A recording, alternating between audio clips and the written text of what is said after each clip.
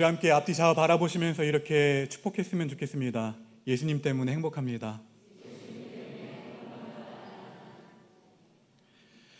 여러분, 살다 보면 그 외부적인 어려움과는 별개로 내면에서 일어나는 갈등과 그 어려움을 우리는 때론 경험하곤 합니다.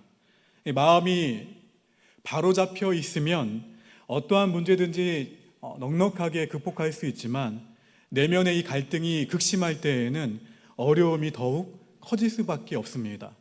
가정 안에 갈등과 위기가 일어날 때 가족들이 함께 수습하고 대처해 나간다면 오히려 그 위기가 오히려 견실해지는 계기가 되곤 합니다.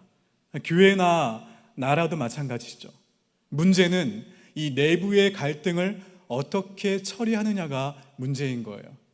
이스라엘 공동체 안에 느헤미야는 민족의 부흥과 민족의 재건이라는 이 사명을 띠고 예루살렘 성을 건축하고 있었습니다. 외부의 어려움이 참 많았지만 모두 극복해 나가면서 성의 건축을 중반쯤 이루었을 때에 어디에서 문제가 발생하게 되냐면 내부에서 문제가 발생하게 됩니다. 이스라엘 백성들 간에 반목과 불신이 생기기 시작한 거예요. 무리가 나뉘기 시작했습니다. 서로 믿지 못하고 가난을 빌미로 남을 원망하기 시작했어요. 어떤 어려운 가운데에서도 성을 쌓는 것을 중단하지 않았던 느헤미야가 사람들 다 모아놓습니다. 모아놓고 회의를 열 정도로 심각한 문제였지만 느헤미야는 이 위기를 기회로 삼았다는 거예요. 백성들의 불평과 원망이 터져 나오자 느헤미야는 그들의 탄원을 묵살하지 않고 귀를 기울여서 듣게 됩니다. 느헤미야 5장 6절과 7절 말씀을 화면을 보고 함께 읽겠습니다. 시작.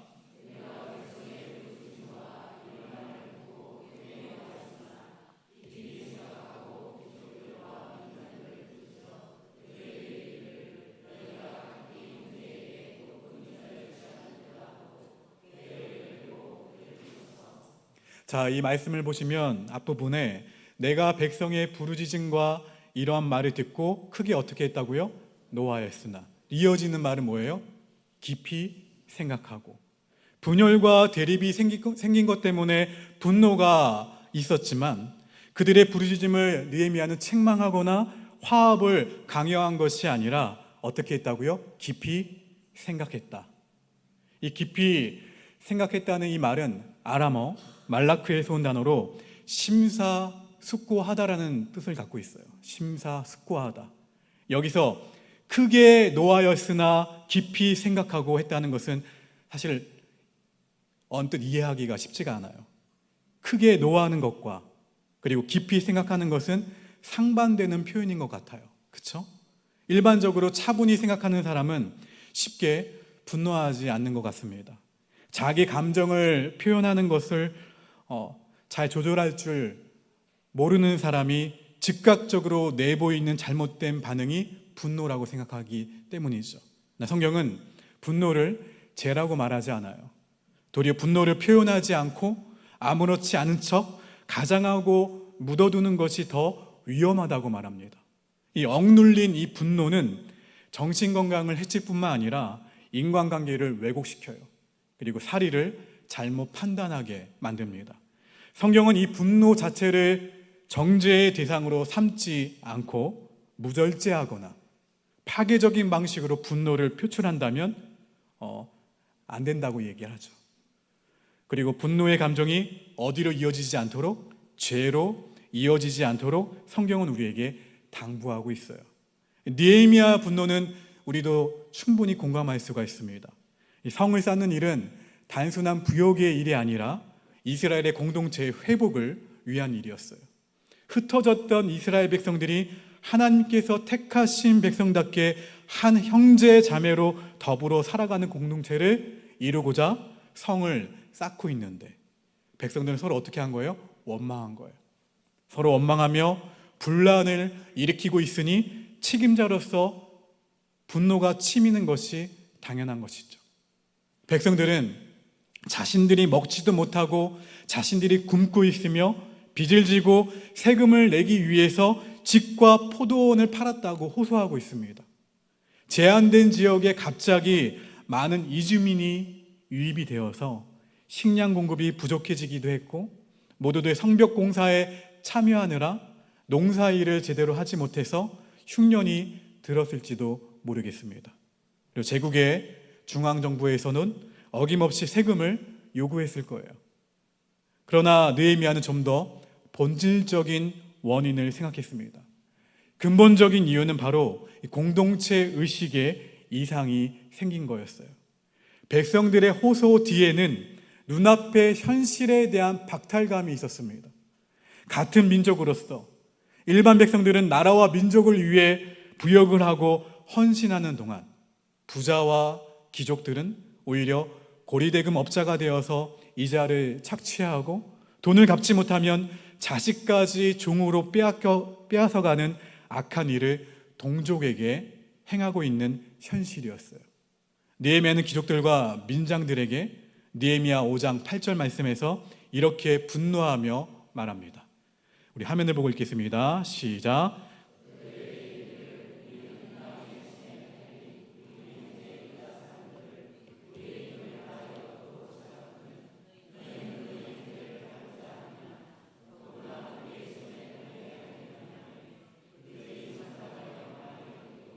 이스라엘 백성들이 본질적으로 하나라는 공동체 의식이 없다면 사실 성벽을 재건하는 것, 성을 다시 쌓는 것은 아무 소용이 없습니다.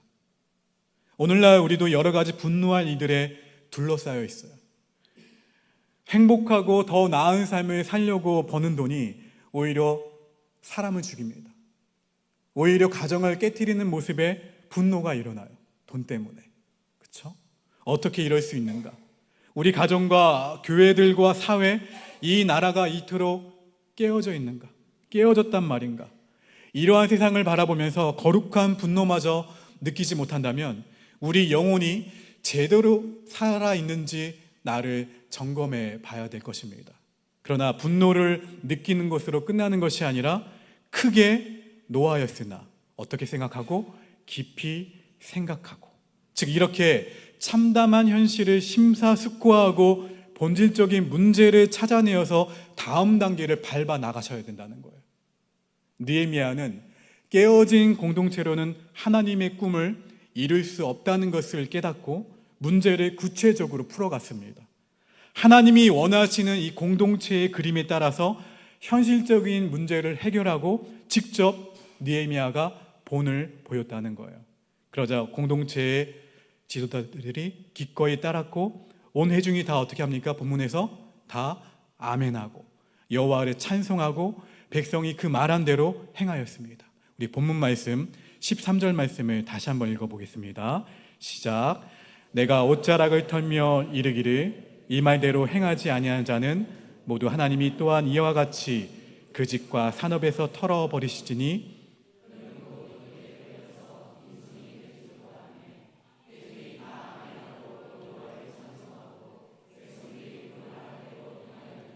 아멘.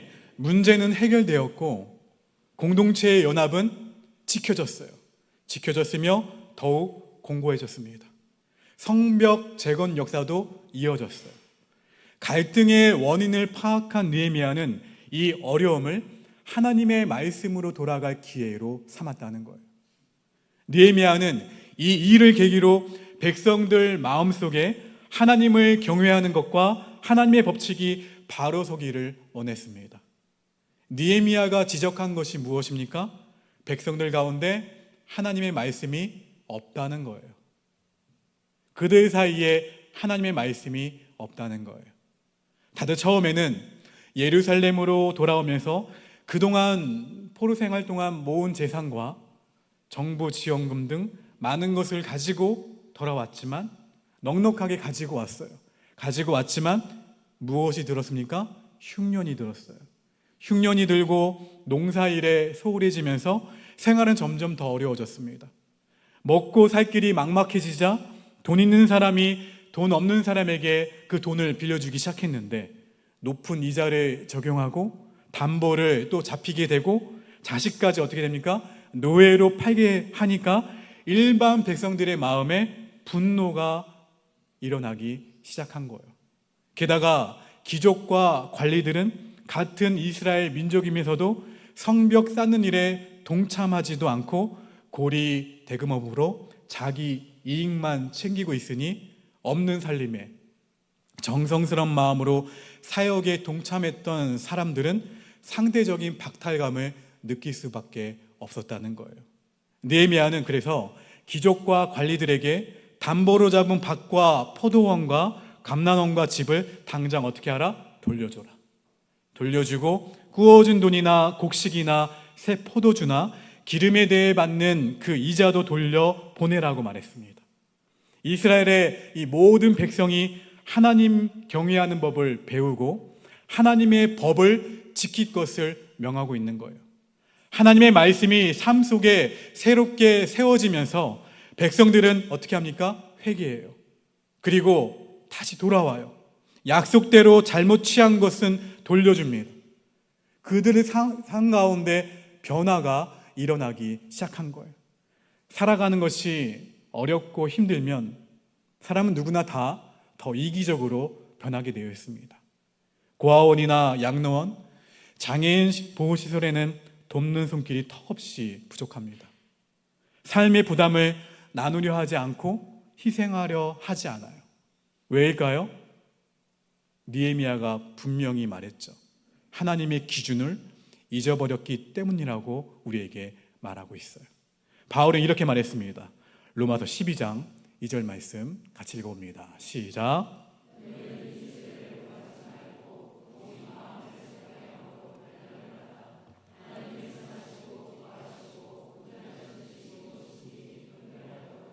할렐루야. 세상 흐름을 따라 살아가는 것이 아니라 갈등의 원인은 우리 속에 하나님의 말씀이 없기 때문인 것을 기억하고 하나님의 말씀을 되새기는 기회로 우리가 삼을 때 말씀 속에 약속되어 있는 축복을 다시 누릴 수 있게 된다는 거예요. 여러분, 갈등과 어려움이 오면 본능대로 움직이는 사람이 너무나도 많아요. 그렇게 피차 물고 뜯고 먹으면 망할 수밖에 없다는 것이 성경의 진리입니다. 돌이켜 갈등의 원인이 어디로부터 온 것인지, 하나님의 말씀이 하나님의 말씀으로 바로 서 있는지 돌아보는 기회로 삼아야 된다는 거예요. 다윗은 실수도 어려움도 참 많았던 사람이었지만 하나님께서 다윗을 어떻게 하셨습니까? 끝까지 붙드셨죠. 놓지 않으셨어요. 다윗을 끝까지 사용하신 이유가 있어요. 위기와 어려움에 직면할 때마다 다윗은 하나님 앞에서 늘 자기를 살폈기 때문입니다. 다윗은 나단 선지자가 잘못을 지적하자 왕자에서 내려와서 옷을 찢고 죄를 뿌리며 회개했습니다. 그리고 이렇게 기도했죠. 시편 51편의 말씀입니다. 하나님이여, 내 속에 정한 마음을 창조하시고 내 안에 정직한 영을 새롭게 하소서. 나를 주 앞에서 쫓아내지 마시며 주의 성령을 내게서 거두지 마소서. 주의 구원의 즐거움을 내게 회복시켜 주시고 자원하는 심령을 주사 나를 붙드소서. 말씀을 어떻게 한 거예요? 되새기면서 끝까지 하나님의 말씀을 붙들었기에 하나님은 다윗을 평생 동안 사용하실 수 있었습니다. 요나 선지자는 하나님의 뜻을 거부하고 도망가다가 어디 속에 들어가게 되죠? 큰 물고기 뱃속에 들어가게 됩니다. 그러나 물고기 뱃속에서라도 하나님의 말씀을 다시 붙잡자 다시 사명을 이어갈 기회를 얻게 됩니다. 여러분, 위기와 갈등의 시기에 우리의 행동의 원칙이 무엇입니까? 본능입니까? 아니면 하나님의 말씀으로 돌아가 하나님의 법을 다시 세울 기회로 삼을 것인가요? 여러분, 혹 갈등과 방황의 시간을 지내고 있다면 분노와 흥분의 감정에 이끌려 마냥 따라가지 않도록 주의하시기 바랍니다. 어떻게 해요? 깊이 생각하여 하나님의 말씀이 바로 세워지지 못한 부분이 무엇인가를 돌아보고 결단이 필요하다면 결단을 내려 새로운 전기를 마련하시기 바랍니다. 지금은 우리는 하나님의 말씀의 원칙을 다시 세울 때예요. 가정에서 말씀을 다시 세우고 교회에서 말씀을 다시 세우고 내 삶 가운데 무너진 하나님의 말씀의 단을 다시 쌓을 때 하나님은 다시 우리 모두에게 소생의 기회를 주신다는 사실을 믿으시기를 주의 이름으로 축원합니다. 여러분 기억하세요. 우리가 아무리 애를 쓰고 대단한 일을 이루어도 하나님이 나를 잡고 있는 이 손을 놓아버리시면 다 쓸모없어요. 하나님께 나의 인생의 마지막까지 다윗처럼 붙들리기를 원한다면 말씀의 원칙을 심령 속에 굳게 세워야 합니다. 그것이 이스라엘 공동체가 다시 살아날 수 있었던 이유였어요. 갈등과 고난의 시기 느헤미야는 자신을 돌아봤습니다. 느헤미야 5장 19절 말씀을 읽어봅니다. 시작. 내 하나님이여 내가 이 백성을 위하여 행한 모든 일을 기억하사 내게 은혜를 베푸시옵소서. 자신이 하나님 앞에서 산 삶을 돌아보고 뭐라고 고백합니까? 내 하나님이여 내가 이 백성을 위하여 행한 모든 일을 기억하사 내게 은혜를 베푸시옵소서 기도했어요. 하나님을 경외한 느헤미야는 총독으로서 당연히 받을 권리가 있는 월급을 받지 않았습니다. 총독은 활동비 명목으로 백성들에게 세금과 양식과 포도주를 거두는 게 관습이었어요. 그러나 느헤미야는 성 역사에 전념하고 백성을 괴롭히지 않았어요. 통치자가 수하 참모들과 신하들을 부양하는 당시 페르시아 제국의 관습대로 느헤미야는 매끼 15명이나 되는 이스라엘 관리들과 그 외에도 여러 이방인들을 먹였습니다. 총독의 직무를 수행하는 데도 적잖은 비용이 들었지만 느헤미야는 백성들에게 짐을 지우지 않으려고 12년간 세금을 거두지 않았다는 거예요. 학자들에 따르면 느헤미야는 그 많은 재정을 충당하기 위해서 페르시아 왕의 신하로서 받는 월급과 자신의 사유 재산까지 털어서 백성을 섬겼을 것이라고 추정합니다. 오늘날 모든 지도자가 그렇게 해야 하는 것은 아니며 그럴 수도 없지만 느헤미야가 기꺼이 자신의 것을 드릴 수 있었던 것은 단 한 가지 이유였어요. 꿈 때문이었어요. 무슨 꿈입니까? 느헤미야에게는 이 백성을 다시 세우리라. 하나님의 백성이 하나님 백성 되게 하리라. 이들 가운데에서 하나님이 진정 하나님으로 높임을 받으시리라. 이러한 꿈이 있었다는 거예요. 공동체를 향해 꿈을 품은 사람은 오늘의 삶이 다릅니다. 꿈을 이루고 미래를 열어가기 위해서 오늘 내 삶이 걸음이 되고 뿌리가 되어야 함을 알기 때문에 조용히 드러나지 않게 헌신하기 때문이에요. 하나님 나라를 향한 꿈은 공동체를 위해 개인의 이익을 포기할 수 있는 힘을 줍니다.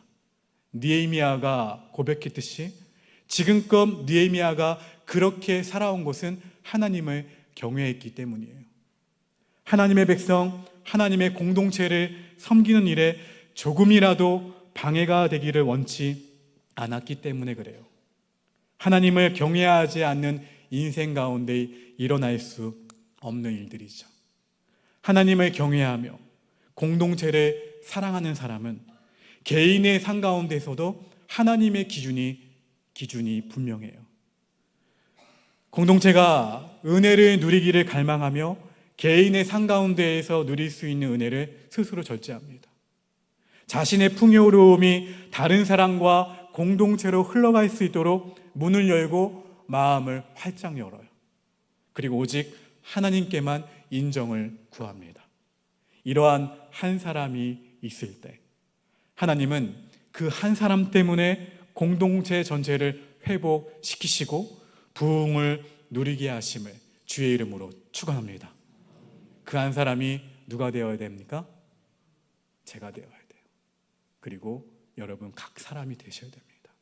그 한 사람이 여러분이 되기를 주의 이름으로 축원합니다. 나의 가정, 우리 교회, 내가 속한 모임, 내가 속한 사회와 우리나라, 크고 작은 공동체 가운데에서 하나님의 꿈을 쫓아 나아갈 때에도 우리의 죄성과 마귀의 유혹으로 인해서 갈등과 반목은 얼마든지 일어날 수 있습니다. 문제는 우리가 그러한 갈등 앞에 얼마나 준비되어 있는가예요. 제대로 대처하지 못하면 이 작은 불안은 곧 우리 자신과 우리가 속한 공동체를 무너뜨릴 수 있어요. 그러나 이 작은 갈등을 느헤미야처럼 제대로 처리할 수 있다면 공동체의 결속과 하나됨이라는 놀라운 열매를 맺을 수 있다는 거예요. 사랑하는 성도 여러분, 먼저 갈등의 본질을 파악하세요. 이 갈등의 진짜 원인은 무엇인가를 파악하는 거예요. 그런 다음에 공동체의 본질을 점검하셔야 됩니다. 우리 공동체의 원래의 정체성은 무엇인가?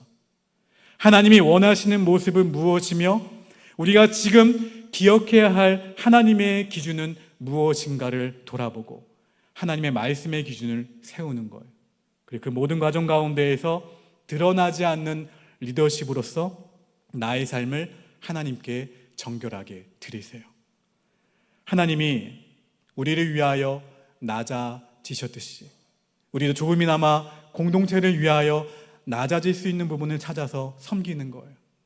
하나씩 하나씩 산을 넘고 있는 느헤미야와 이스라엘 백성들, 황폐하던 마음을 두드려서 꿈을 심고 격려하며 일으키고 외부의 공격을 막아서고 내부의 갈등을 해결하고 더디지만 하나님의 약속은 반드시 이루어진다는 것을 기억하고 다시 한번 힘을 내어 새로운 도전을 맞이했던 느헤미야와 이스라엘의 믿음의 발걸음이 저와 여러분의 믿음의 발걸음이 되기를 주님의 이름으로 축원합니다. 이 말씀 기억하시면서 원하고 바라고 기도합니다. 함께 고백합니다. 우리 두 손을 가슴에 얹겠습니다. 하나님, 오늘 이렇게 말씀을 전하고 이렇게 말씀에 관련된 찬양을 고백하고 그렇게 고백한 저이지만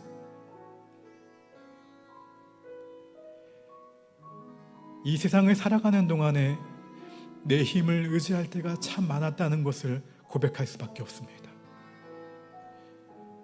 주님, 기도하고 낙심하고 감사하고 낙심했던 사람이 말씀을 전한 저입니다. 주님이 참 소망이 되시는데, 주님이 참 기쁨이 되시는데, 주님께서 이 모든 것을 아름답게 바꾸실 수 있는데 내 눈앞에 놓여져 있는 현실과 어려움과 낙심과 염려를 바라보며 나아갔던 저의 눈을 주님 용서하여 주시옵소서. 주님, 사랑하는 우리 권속들 모두가 기도하고 낙심하는 것이 아니라 감사하고 낙심하는 것이 아니라 주님께서 참 소망이 되시며 주님께서 참 기쁨이 되신다는 사실을 잊지 않고 우리의 삶 가운데에서 하나님의 영광과 하나님의 뜻과 하나님의 기준을 세워서 하나님의 말씀을 붙들고 강건하게 나아갈 수 있는 믿음의 사람들 모두가 되도록 인도하여 주시옵소서. 그래서 우리의 연약함을 바라보는 것이 아니라 우리의 부족함을 바라보는 것이 아니라 주님, 우리에게 주어진 모든 것들을 다 아름답게 흘려보낼 수 있는 세상의 선물이 되는 우리 믿음의 사람들 모두가 될 수 있도록 인도하여 주시옵소서. 나의 연약함을 바라보는 것이 아니라 나의 연약함을 붙드는 것이 아니라 나의 참 소망과 나의 참 기쁨이 되시는 예수 그리스도를 붙들며 기도하며 나아갈 수 있는 우리가 될 때에 아버지 하나님, 하나님의 꿈이 나의 비전이 되고 예수님의 성품이 나의 인격이 되고 성령님의 권능이 나의 능력이 될 줄로 믿습니다. 아버지 하나님, 우리 모두가 그렇게 원하고 바라고 기도하오니 느헤미야가 수많은 어려움들 가운데에서 오직 말씀의 기준을 붙들고 담대하게 나아갔을 때 하나님께서 그 모든 상황들을 아름답게 멋지게 바꿔주셨던 것처럼 주님을 신뢰함으로, 주님을 믿음으로, 주님과 함께 믿음의 발걸음을 힘차게 내디딜 수 있는 우리 교회와 교회에 속한 우리 가정과 우리 일터와 직장이 되도록, 학교가 되도록 주님 인도하여 주시옵소서.